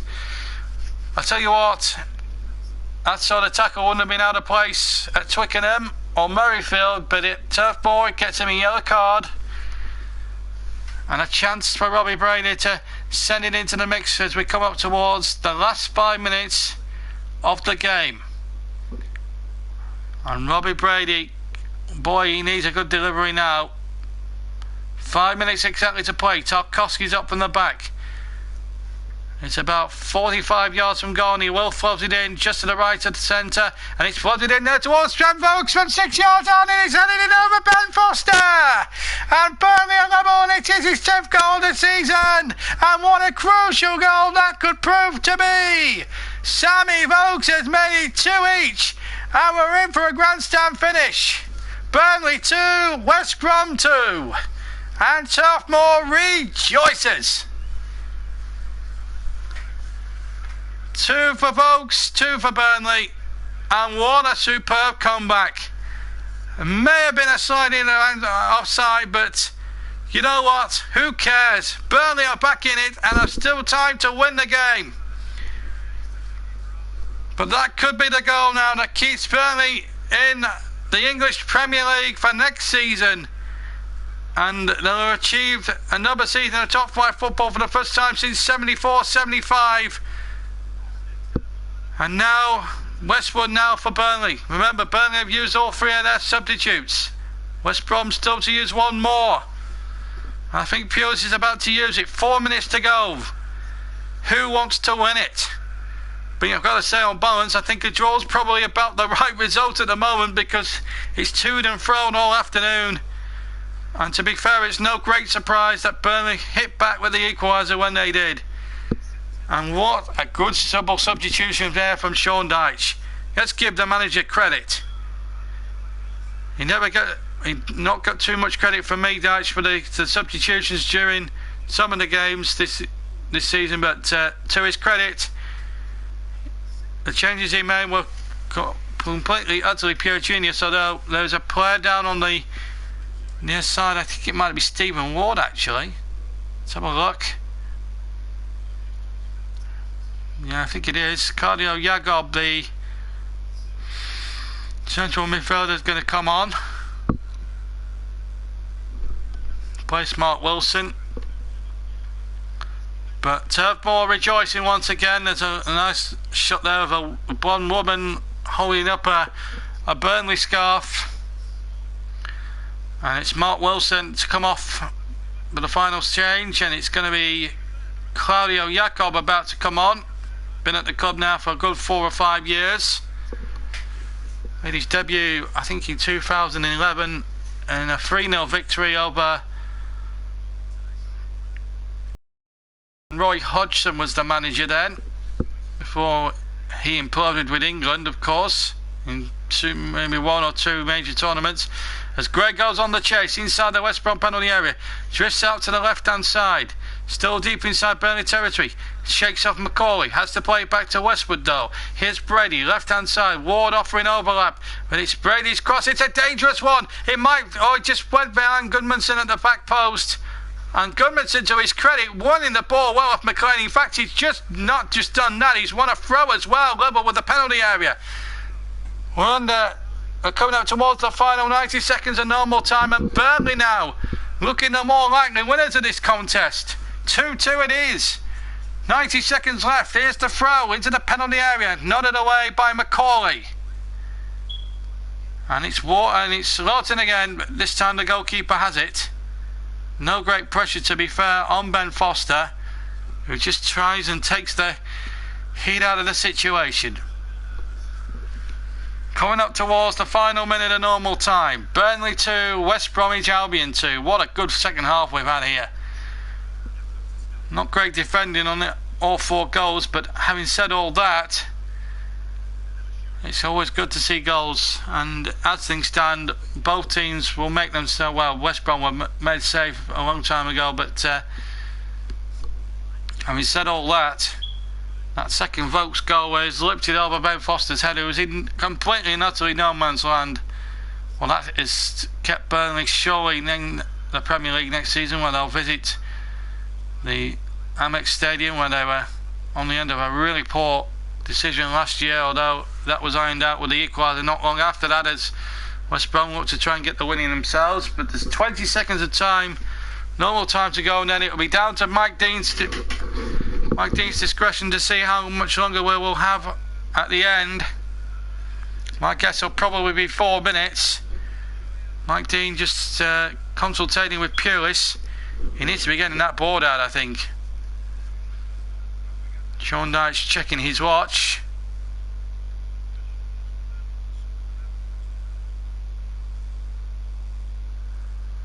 And he's going to hold up the board, and I think it is 4 minutes, you know. It is 4 minutes.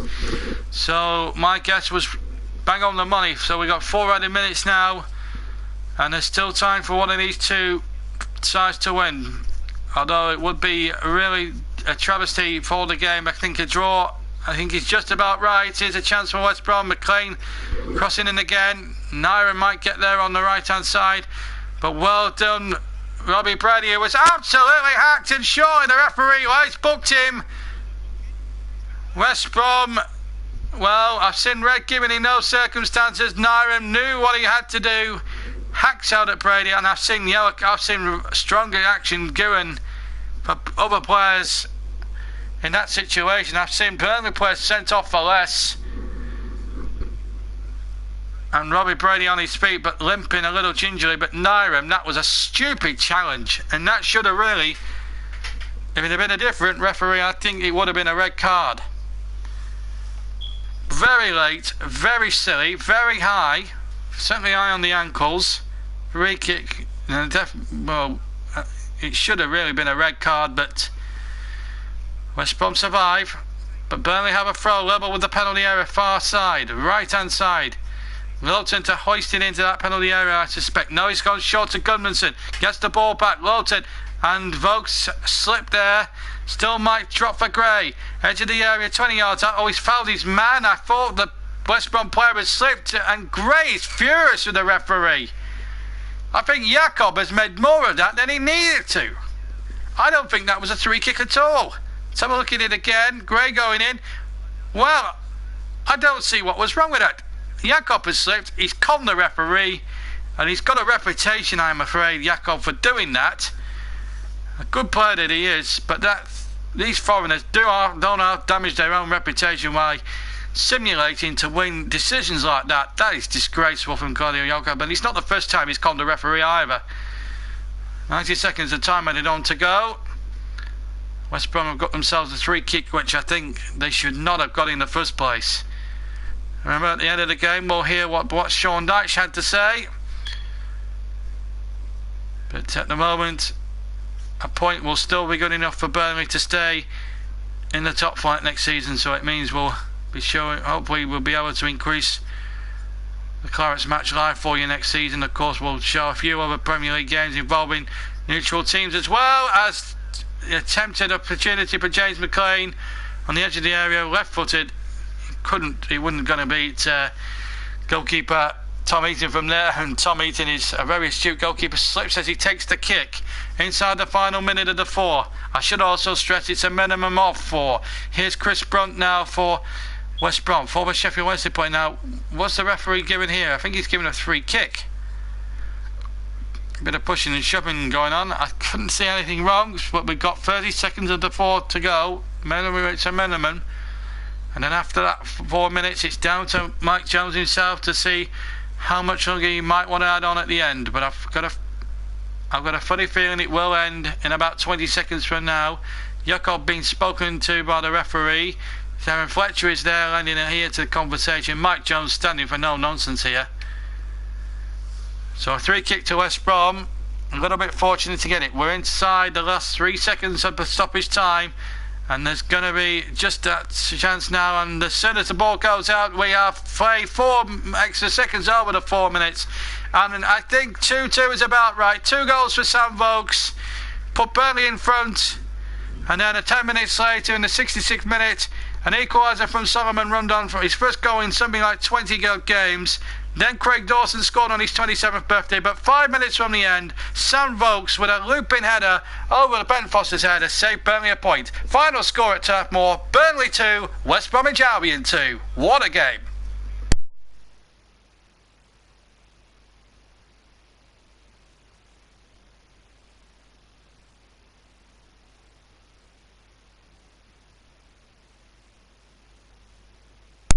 And what a good match that was. That was from Saturday. And a really good performance from both Burnley and West Brom. I have to say both teams really did themselves justice on the day, and I think maybe a draw was about right when you look at the game in its context. But what does that do for Burnley? Well, it virtually now more or less guarantees them safety. They're now sixth, with obviously Hull losing to Sunderland at the same time on Saturday, and then obviously Swansea winning later that day. It means that Hull drop into the bottom three. They are struggling now. If you get beat from the bottom team, you obviously ultimately don't feel as if you're good enough. So it was always going to be a tough ask. But what it does do now for Burnley, it puts them on that 40-point mark. It keeps them, I think, in 15th place anyway, which is still a good effort for them. I think any supporter would have said at the start, if you'd be 14th or 15th at this stage with 40 points, I think every crowd, including myself, I think we'd have taken that at the start. So I have to say, well done to everybody at the football club. They really pulled together. I mean, anything could have happened after that shock defeat in the cup to Lincoln, but having said all that, Burnley have risen above all that and have kept the run going here, and maybe those 4 points they've gained against Crystal Palace and West Brom on Saturday could make the difference, and the pressure will be certainly off when they visit Bournemouth, a game you can hear live on this YouTube channel on Saturday afternoon on the Clarets Match Live. So let's get some reaction then. Later we'll get Sam Vokes' view on the 2 goals he got, but before all that, let's hear from what Burnley manager Sean Dyche had to say. He's talking to Clarets players Darren Bentley, his reaction to a 2-2 draw this afternoon on Saturday against West Brom. By the time everyone digests this, we may well be safe because of results that have yet to happen. But we're almost there. 20 goals swing, you've got to at least relax a little bit now. No, it's fair to say I'll be a bit more relaxed. 20 goal swing, I think, is massive. Over 2 games, of course, a bit different if there was a longer period. But the players deserved it today. If we just go back to the game before we talk about the bigger picture, it's the madness of football. We're 2-1 down, and I'm actually looking at the game, and I'm bothered about the result, possible result, but I'm actually pleased with the way the lads are performing. I thought it was a really good performance. I thought very strong side they are physically, defensive side at times, and I thought we probed, we played well, we kept the ball when we needed to, we mixed the play when we needed to, we were effective. And you're sort of going, I can't believe we're 2-1 down.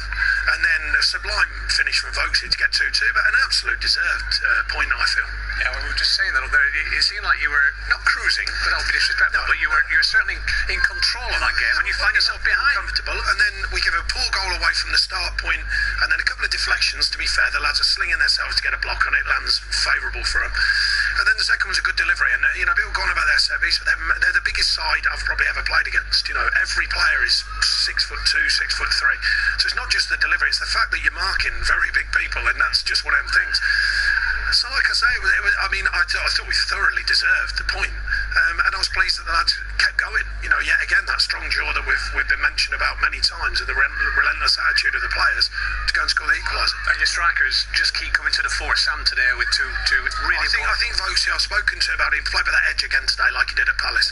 When he plays with that edge to his game, he's a proper striker. He is anyway, but you know what I mean. He goes to a different level, and I thought he was outstanding today. I must say, I thought Kevin Long was outstanding today. To come in out of nowhere, trains hard, works hard, got his payback today, because when it was time for him to be called upon, got on with the job. It must be hard for people like Kevin Long, because the frustration has to be there because they haven't been playing enough games, but they get thrown in the deep end, and as you say, you work hard, you get your rewards. Yeah, definitely. And I think great credit to the players who are not in the team. I've spoken about this before. It's massively important, their professionalism and how they go about it, and I can't tell you how many times it's probably one of the biggest achievements of my staff and them as players, to keep focused, to keep working hard, keep training hard. We do treat them well, I feel, and then they get their rewards when they're called upon, because they deliver, and I thought they delivered today. All the changes delivered today. Well, let's talk bigger picture, and let's talk hypothetically. This is some achievement, Gaffer. Yeah, we'll clear it up, because you have to cover your back, just because that's the thing in your brain that keeps scratching at you. But 20 goal swing at this stage, I think it's fair to say that we'll be there. we've got 2 to go. We want to go hard in them, but it's hard to encapsulate the whole achievement. People don't always know what an achievement is. They don't know, and they shouldn't know the finance, the player training, how difficult it is. Then you get them on the pitch, then you go work on the pitch, all the knocks you get from the media, all the question marks. To keep the mentality strong, as we have done all season, has been terrific. And no shortage of backing from our fans. I must make that clear. Away from home, I always speak about amazing. At home, fantastic. To stay with the team, I thought today they were really calm.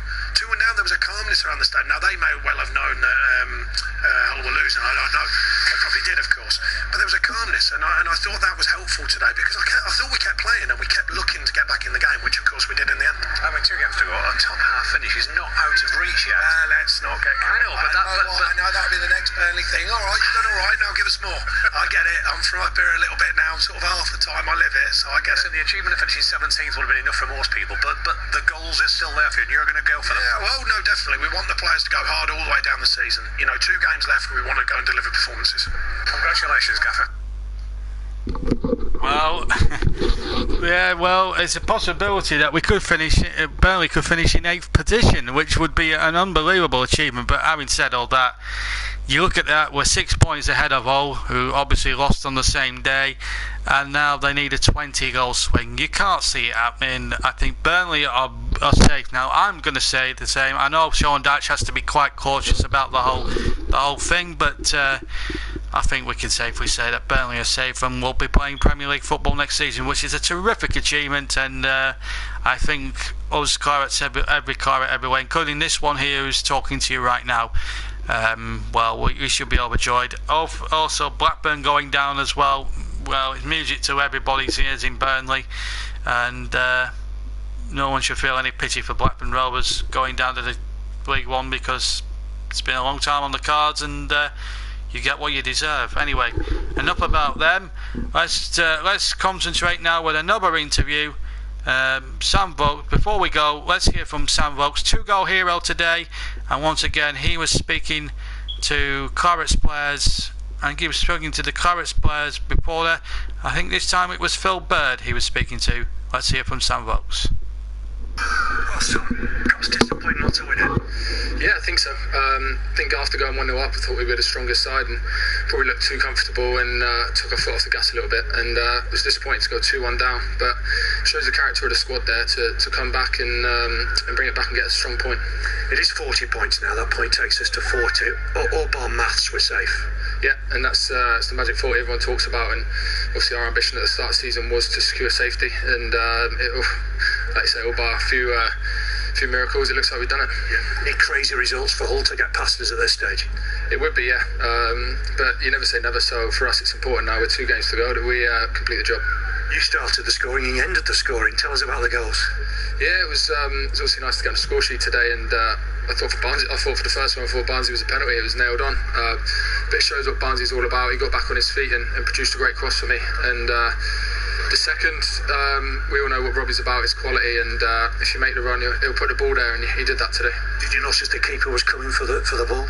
I didn't even think about it twice, so I just went and attacked it, and luckily managed to hook it in. Yeah, it was a good delivery, wasn't it, from Robbie Brady? Yeah, it was great, because it was that awkward position on the pitch, really, where it's either you drive it or you put the ball like he did, and he put it right on the spot. So for us, that's what he's all about. He's been brilliant since he's come in, and made some big moments. That's double figures for you in the Premier. You'll be pleased with that. So hopefully add to that, and it's nice to get that for myself. Yeah. Strange, isn't it? Because I'm sure it'll be a celebration day. It's some achievement, isn't it, for a club of this size? We knew that even getting promoted last year was a huge achievement, and to secure the safety would be just as big. And for a club like this in a town, it's massive. It'll be a special day for the fans, won't it? That last day of the season. Yeah, we're hoping so. It's going to be a massive day, massive 2 games coming up for us. Big one at Bournemouth, and then hopefully a celebration on the last day. Yeah, so but I honestly think there will be a celebration at the end. I know it's not mathematically possible yet for us to be safe, but 20-goal swing, you just can't see it. Burnley as good as safe, virtually are there. I'm overjoyed. I hope every Claret that's listening to this broadcast will be feeling exactly the same at the moment. They go down to Bournemouth on Saturday, and we'll be live to bring you full match commentary from the Vitality Stadium. Bournemouth take on Burnley. We'll be on the air at 2:45 that afternoon, kick off at 3, and then at 5 o'clock we'll have all the other results as they go in, of course, from obviously England and Scotland as well. There's no obviously Football League, but there might be a few playoff games that we'll keep you up to date with. But our main event on Saturday afternoon is a Clarets Match Live on Saturday Sports Day, Saturday Sports Special, as we go to the Vitality Stadium. A point or even a victory would see as mathematically safe with 2 games to go. It might not matter even if we lose, because if neither Hull or Swansea lose, then the Clarets would stay up anyway, and then the West Ham match, which will bring you delayed coverage of in 2 weeks' time, will be a real celebration, regardless of what the score is and regardless of what happens. We'll bring that delayed commentary of the final game against West Ham to you in 2 weeks' time. And in 3 weeks' time, a trust for the JB Claret YouTube channel will be bringing you full coverage, a full live commentary of the FA Cup final between Arsenal and Chelsea. Don't miss that. Kick-off at 5:30 at Wembley, although me being a traditionalist, it should be a 3 o'clock kick-off for the FA Cup final. We'll bring you filled up a good half an hour or so before. We'll bring you a Bide with me, the teams coming out, the national anthems, the whole shebang, what Cup final day should be about. We'll bring it all to you there, and that's in 3 weeks' time, the FA Cup final live from Wembley. But on Saturday it was all about avoiding defeat, and Burnley did that thanks to a sound box breaks. Hope you enjoyed the delayed commentary from Saturday, but for me, JB, have a really good week. We'll see you on Saturday for live coverage of Burnley's trip to Bournemouth. But until then, for me, JB, enjoy the rest of your week, and we'll see you on Saturday afternoon. Take care. Bye bye.